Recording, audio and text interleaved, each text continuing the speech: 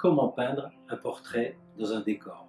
Comment peindre de façon simple à la peinture acrylique un portrait entouré de végétation? Bonjour, c'est Claude. Aujourd'hui, j'ai choisi de peindre le portrait d'une petite fille entourée de végétation. Nous sommes dans les Hauts à la cueillette des goyaviers, un petit fruit très parfumé, très sucré, très apprécié ici.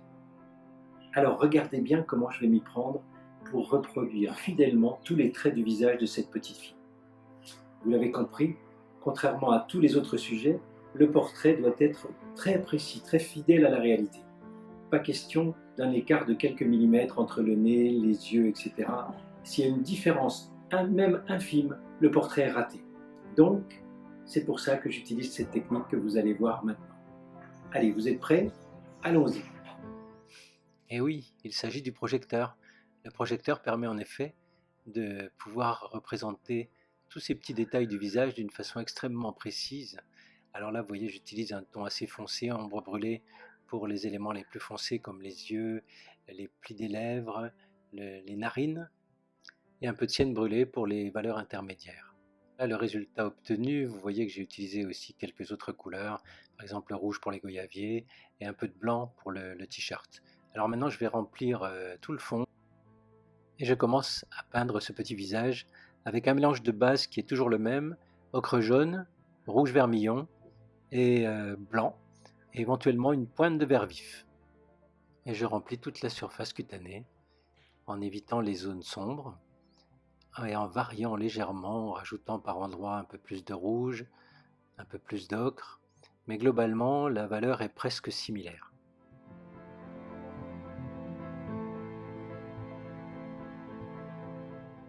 Je prends soin de contourner tous les éléments de détail comme les narines, la base du nez, les lèvres.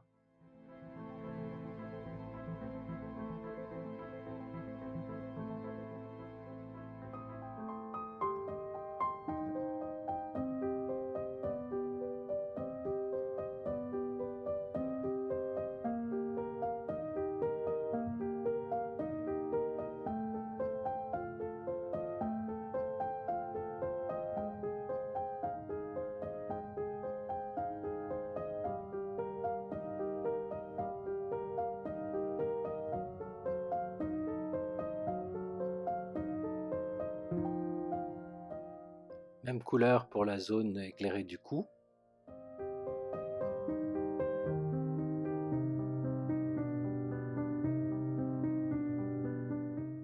Et encore cette même couleur un peu plus claire pour la zone éclairée des avant-bras. Et je vais d'ailleurs reprendre ce ton plus clair pour placer les valeurs plus claires du visage avec toujours cette brosse large.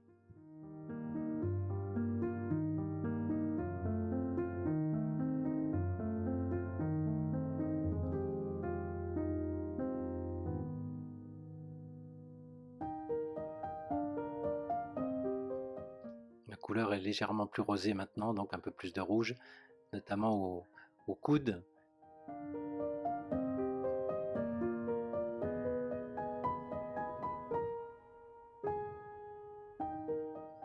Et je continue à peindre les bras et les avant-bras, toujours avec cette même couleur.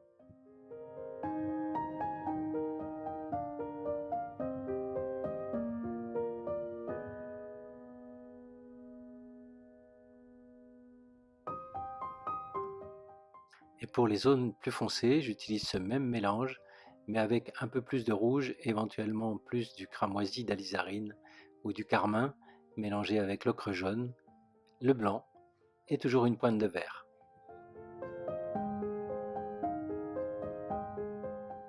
Le t-shirt avec un blanc presque pur sur les zones de lumière et un blanc un peu plus bleuté sur les zones ombrées.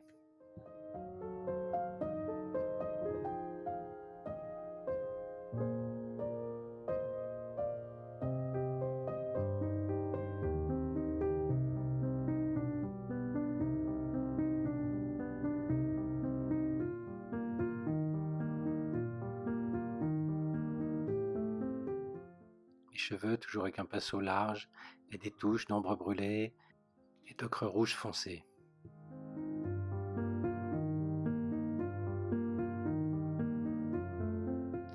Je reviens sur le visage avec une couleur plus orangée, vous voyez, plus intense pour les zones plus foncées, notamment au-dessus des yeux, sous la bouche, près des narines, sur la jonction du menton et du cou, et un peu sur la joue.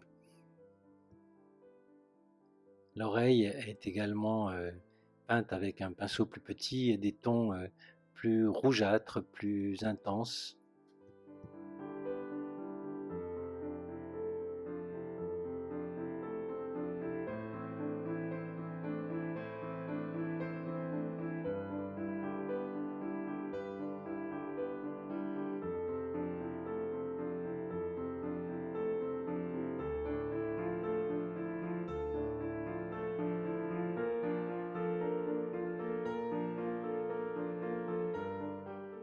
Et les touches claires en dernier, avec encore le même mélange, ocre jaune, rouge et blanc.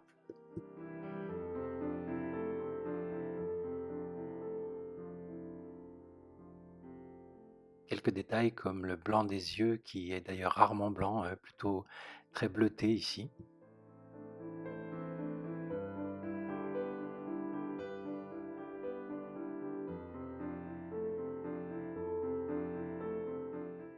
Et j'affine aussi la forme des lèvres et de la commissure.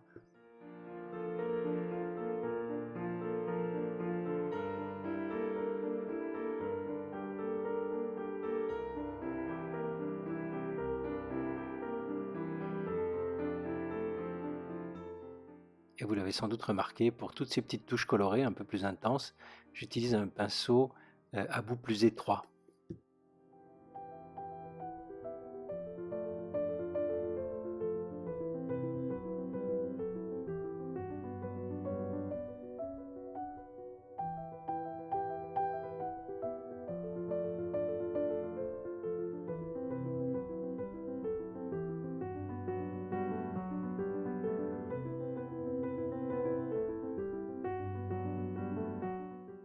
Encore un peu de couleur plus orangée sur la pointe du nez.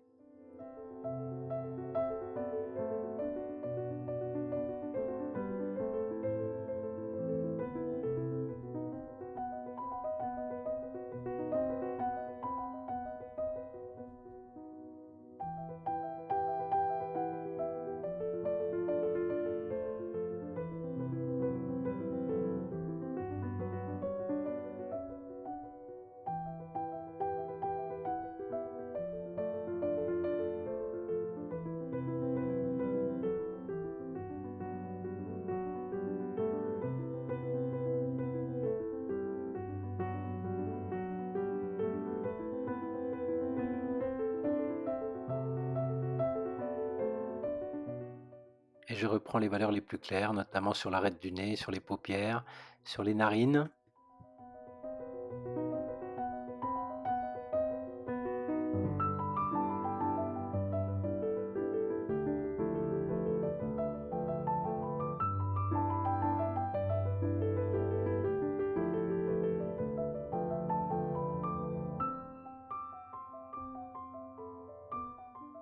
Et j'éclaircis encore les zones les plus éclairées du visage.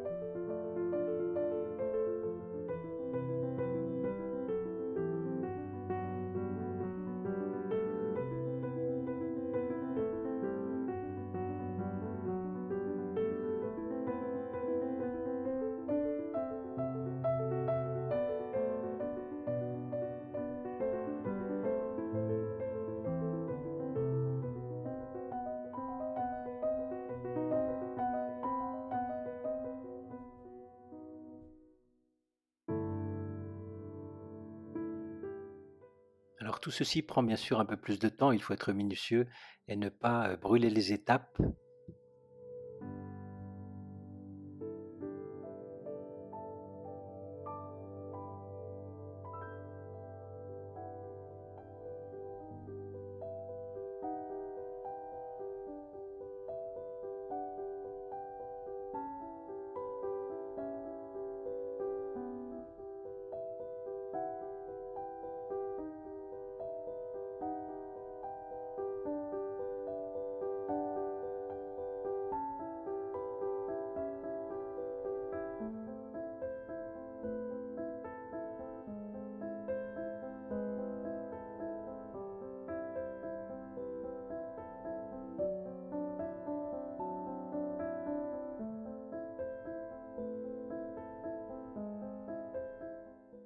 En fait, je reprends plusieurs fois toutes les petites zones éclairées du visage pour rajouter encore et encore une valeur plus claire.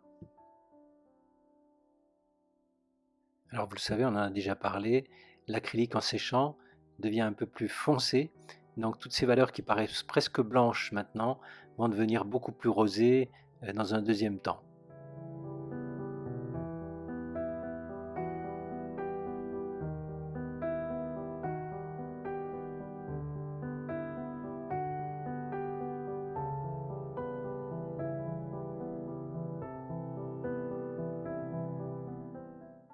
Et je continue à travailler toutes ces petites zones tranquillement, une par une.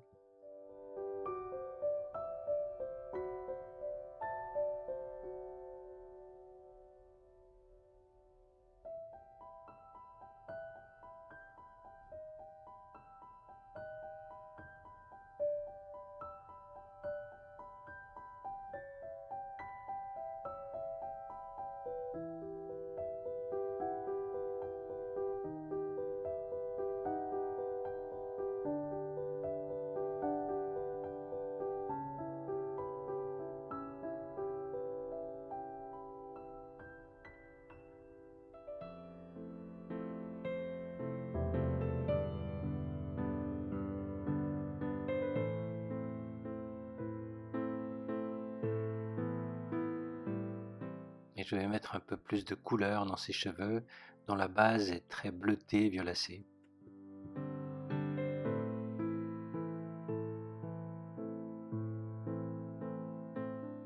Je vais maintenant reprendre le feuillage avec des grosses touches assez spontanées, avec un vert plus vif, plus clair.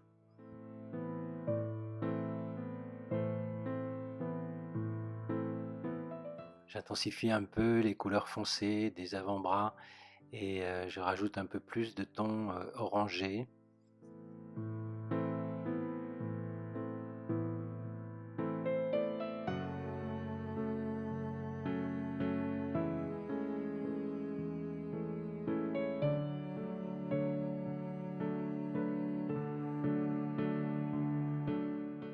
Puis je reviens encore avec des tons plus clairs sur l'ensemble de l'avant-bras.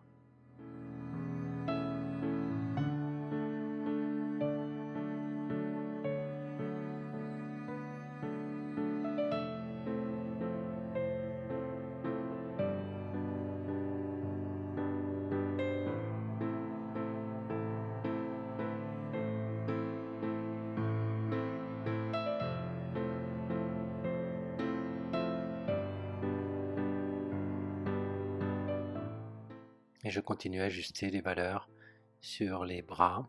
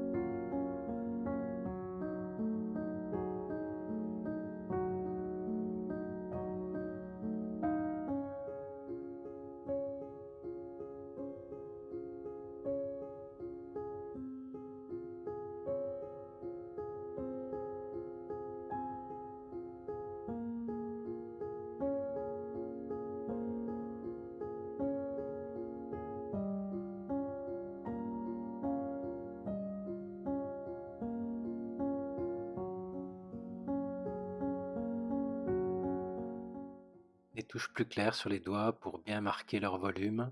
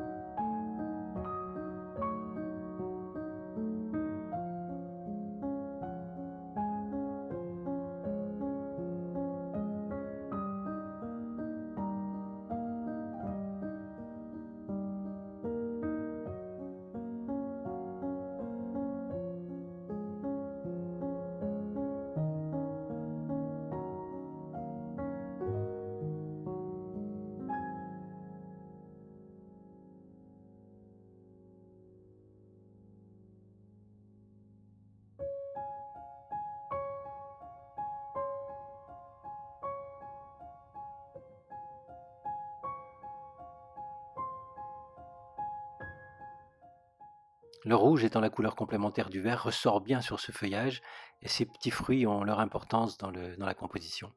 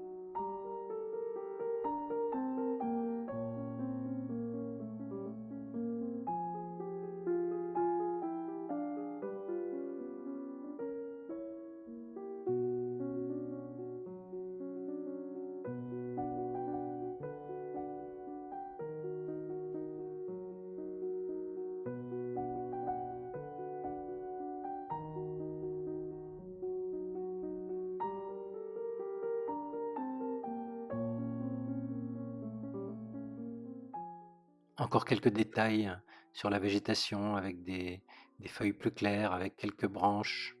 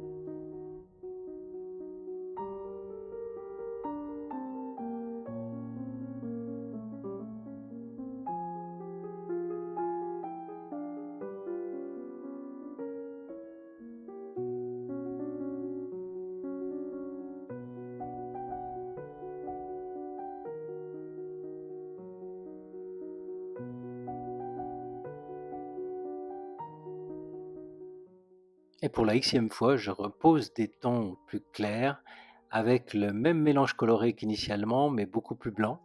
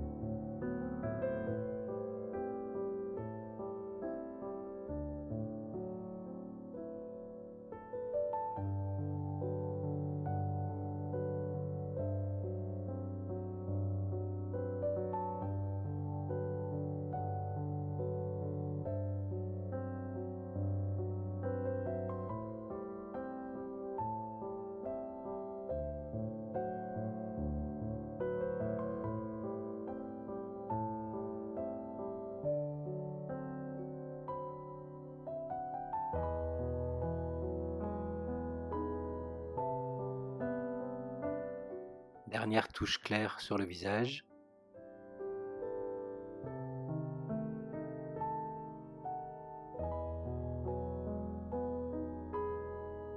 Voilà, ce petit portrait est terminé. En à peine plus de 2 heures, mais vous l'avez compris, le portrait, comme je l'ai dit, est beaucoup plus délicat, donc un peu plus long à peindre.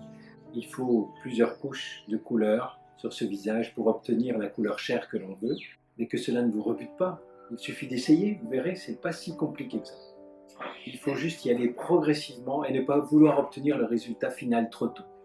Alors j'espère que cette vidéo vous a plu et vous incitera à démarrer le portrait, qui sait. Si c'est le cas, n'oubliez pas de vous abonner et d'activer la petite cloche pour ne pas rater les prochaines vidéos. J'en publie plus d'une par semaine.